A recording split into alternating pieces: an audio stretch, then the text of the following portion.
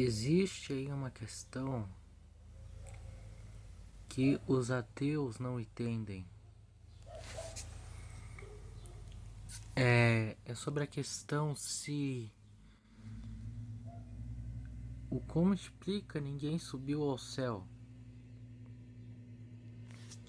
Eles dizem que está em contradição. Vamos ver aqui. Ninguém subiu ao céu. A Bíblia condena toda e qualquer forma de necromania, ou seja, de conversa com os mortos. Está em Levítico 19, versículo 31, 20, versículo 26, 27, Deuteronômio 18, versículo 9 ao 12, Isaías 8, 19 ao 20. E Saul foi condenado pelo Senhor, entre outras coisas, porque interrogou e considera uma necromante. 1 Crônicas 10, versículo 13.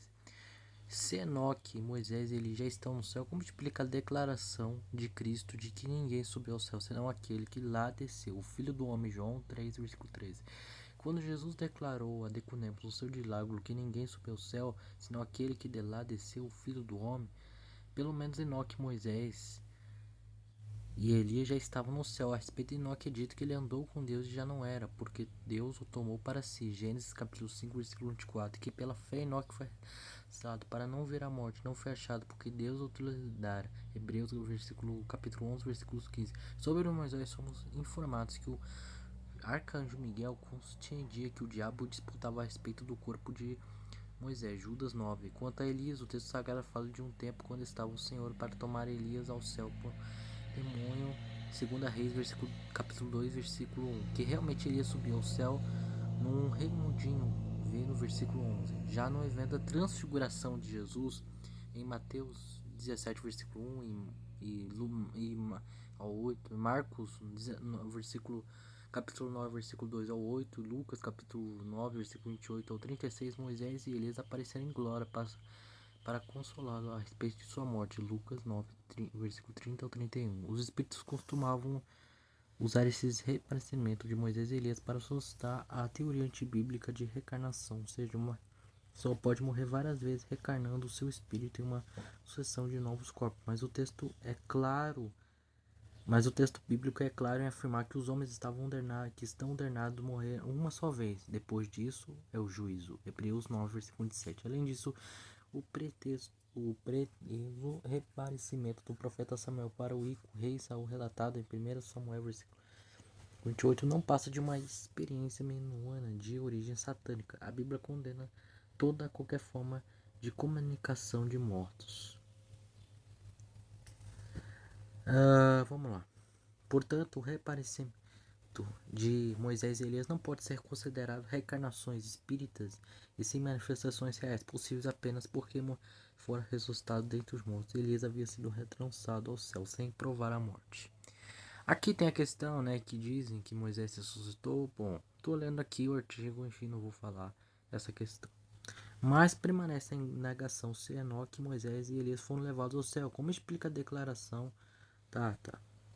Uma possibilidade de ter o sentido do texto seria regerir temporalmente a sua abrigenia, assumindo que Jesus estava se referindo apenas aos seus contemporâneos. Em outras palavras, Jesus estaria dizendo que ninguém vivo em seus dias havia subido ao céu. Portanto, a única pessoa que dele estiver no céu era o próprio Cristo, que lhe colocou posição única como revelador planos propósitos divinos.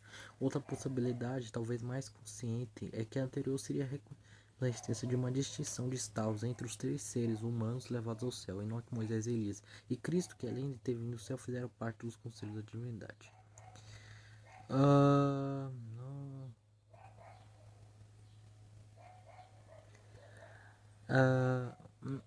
Na expressão nessa expressão, ninguém subiu ao céu, deveria ser entendido não simplesmente como ser levado ao céu como Enoque, Moisés e Elias, mas como participar dos conselhos de Deus no céu como apenas Cristo. Sem dúvida, a ênfase do Evangelho de João é que o verbo estava com Deus e o verbo era Deus. João capítulo 1, versículo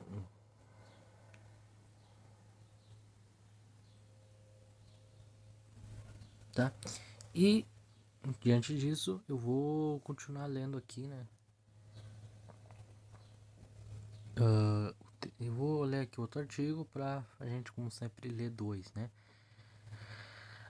O versículo diz que ninguém subiu ao céu, senão aquele que desceu do céu. Indica a autoridade do Senhor Jesus a respeito da obra da salvação. O significado do versículo é uma declaração da divindade de Jesus. Algumas pessoas, no entanto, usam esse versículo de forma equivocada e fora do seu contexto para contestar algumas doutrinas bíblicas importantes, como por exemplo a totalidade da alma, que a gente já vê. Aqui esse artigo aqui já está afirmando aqui uma questão que eu não vou ler. A gente sabe que a alma não é imortal, tá? A gente tem uma diferença entre alma e espírito, mas eu vou ler aqui as partes importantes, tá? Porque a Bíblia fala que o termo alma é diferente de espírito. Espírito é o que vai para Deus, porque espírito é eterno, mas alma não. Alma é o próprio homem. Outras pessoas, por sua vez, usam o mesmo versículo para rejeitar as passagens bíblicas que afirmam na história da humanidade duas pessoas foram levados ao céu sem terem provado a morte. Enoque e Elias. Gênesis capítulo 5, versículo 24. Hebreus 11, versículo 15. A ideia de que Enoque e o profeta Elias jamais poderiam ter sido arrebatados, porque ninguém subiu ao céu, senão aquele que desceu do céu. Mas é evidente que não há qualquer contradição bíblica nesse tema. Inclusive o próprio Senhor Jesus, na ocasião da sua crucificação, prometeu que o ladrão arrependido ao seu lado estaria justamente com ele no paraíso. Lucas capítulo 23, 43. Na verdade, é preciso apenas interpretar a declaração de Jesus que ninguém subiu ao céu, senão aquele que desceu do céu, à luz do seu contexto. Quando Jesus disse ninguém subiu ao céu, senão aquele que desceu do céu. Essa frase está no discurso de Jesus com Nicodemos, que era membro do Sinédrio, João 3, versículo 11. O texto informa que Nicodemos tinha algumas indicações sobre a pessoa de Jesus, pois ele havia percebido que era impossível que Jesus realizasse tantos sinais se ele não fosse realmente de Deus. Então Nicodemos procurou Jesus durante a noite para tentar encontrar respostas para os seus questionamentos, mas depois, para surpresa de Nicodemos, a resposta de Jesus foi de que ninguém pode ver o reino de Deus se não nascer de novo. Parece até que Jesus estava mudando de assunto, mas não estava. Nicodemos queria saber mais sobre a pessoa e a obra de Cristo.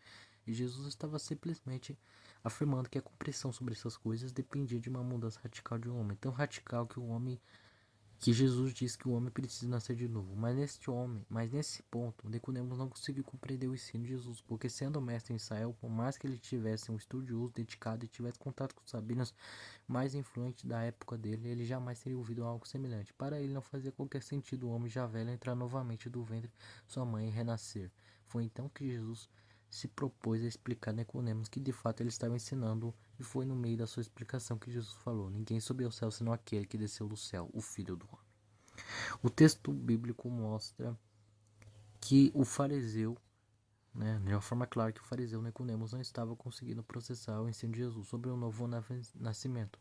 Parece que ele estava interpretando esse ensino de perspectiva humana, quando na verdade sua verdadeira só podia ser obtida da expectativa espiritual. Exclusive, a expressão nascer de novo no grego também pode significar nascer do alto ou nascer de cima. Esse era o sentido empreendido por Jesus, visto que ele mesmo esclarece na sequência do seu ensino que nascer de novo, significa nascer do Espírito.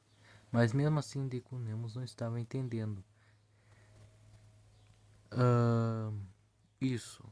E disse a Jesus: como pode ser isso? João 3, versículo 9. Diante da pergunta de Nicodemos, Jesus também pergunta: tu és mestre de Israel e não entendes isso? João 3, versículo 10. Então, na sequência, ele deixou muito claro que ele e os demais membros do Sinédrio não aceitavam nem mesmo as coisas que na experiência humana, nas terras dos quais Jesus falava. Então, obviamente, não aceitar as coisas celestiais. João 3, versículo 12. Nicodemos podia até pensar em questionar sobre a qual autoridade Jesus podia falar mais das coisas celestes, mas antes mas antes do mais nada, Jesus tratou de colocar diante de Nicodemos a sua verdadeira autoridade. E foi nesse ponto que ele declarou: ora, ninguém subiu ao céu, a não ser aquele que desceu do céu, o Filho do homem que está no céu. Jesus, por exemplo, quando disse que ninguém subiu ao céu, estava claramente ensinando sobre a necessidade de um homem nascer de novo, isso é, nascer do alto. Esse nascimento do alto não é obra humana, mas é obra divina. O novo nascimento não tem origem até humana, mas tem origem no céu. Nascer de novo é nascer do Espírito, ou seja, nascer de Deus.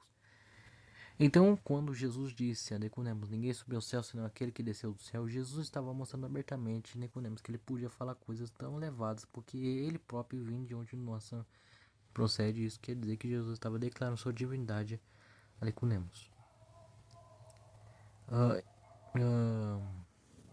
Em outras palavras, Jesus estava que ele tinha Nicodemos que ele tinha total autoridade para ensinar aquelas coisas, visto que ele próprio havia estado no céu numa posição que o homem jamais esteve. E como basicamente Jesus estivesse dizendo a Nicodemos, eu vou te falar que o homem precisa nascer do alto, ali precisa nascer de Deus. Você pode ser mestre em Israel, mas não sabe dessas coisas. E por outro lado, eu tenho autoridade para falar isso, porque eu vim do alto e vim da sala do trono de Deus, lugar bom, vamos lá. Portanto, o versículo diz que ninguém subiu ao céu senão aquele que desceu do céu, deve ser interpretado à luz do seu contexto. Dessa forma, ele não contradiz de modo algum a doutrina bíblica dos remidos. Pode estar com Cristo após a morte, pois nem mesmo tem qualquer coisa, como fato a Bíblia diz que eles foram arrebatados sem terem provado a morte. Então, diante dessa questão, é muito interessante, a gente vê que tá simples, né? Tá fácil, né? Não tem nenhuma contradição. Eu li 2 artigos aqui, né? E é isso, gente. Tchau.